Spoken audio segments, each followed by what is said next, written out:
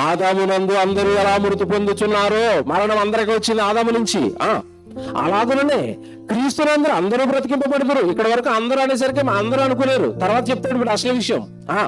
ప్రతి వాడును తన తన వరసలోనే బ్రతికింపబడును.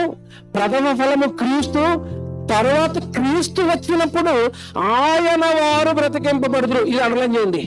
పల్లెటూరులో ఒక సాంప్రదాయం ఉంటది. ఎవరండి మీరు? మేము పలానా ఈ ఇంటి పేర్లు ఉంటాయి కదండి. మీరు ఎవరు వారండి? మేము పలానా కులస్తులు అండి. మీరు ఎవరు వారండి? పలానా ప్రాంతపు వారు అండి. ఎవరి వారుగా పిలువబడుతున్నారు?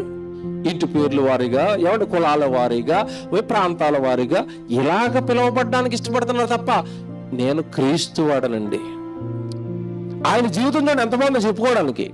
మనకేమున్నాయి చెప్పండి? క్రీస్తు వారు మీరు అని చెప్పుకోవడానికి మన దగ్గర ఏమున్నాయి? ఎప్పుడు ఒక సభ పెట్టిన దాఖలా ఉండవు. అసలు ఎక్కువ మాట్లాడితే సరిగ్గా గుడికి రావు. మనము దేవుడు వారమా? మనము క్రీస్తు వారమా? క్రీస్తు వారంటే ఎవరో తెలుసండి? యేసు క్రీస్తుల వారి కోసం ప్రాణాలు ఇచ్చిన వారు క్రీస్తు వారు. స్తపనలు చూసి యేసుప్రభు ఏమంటాడు? నావాడు. పేతురు గారిని చూసి యేసుప్రభు ఏమంటాడు? నావాడు. నువ్వు, నేను, నా వాళ్ళు అని యేసుప్రభుతో పిలిపించుకున్నంత ఏమైనా గొప్ప కార్యాలు మన జీవితంలో ఉన్నాయా? ఏమన్నా మీకు మాట్లాడుతాను, మీకు అర్థమవుతుంది నేను చెప్పిన ఉదాహరణతో. మీరు ఎవరిని పడితే వాళ్ళు వీళ్ళు మా వాళ్ళండి అంటారా? మీరు అంటారా? అనరు. ఎవరిని అంటారు మా వాళ్ళని? బాగా ఆలోచించుకుని ఆన్సర్ చెప్పండి. అందరిని ఎవరిని పడితే వాళ్ళు మా వాళ్ళు అంటారా? అనరు. ఎవరిని అంటారు తెలుసా?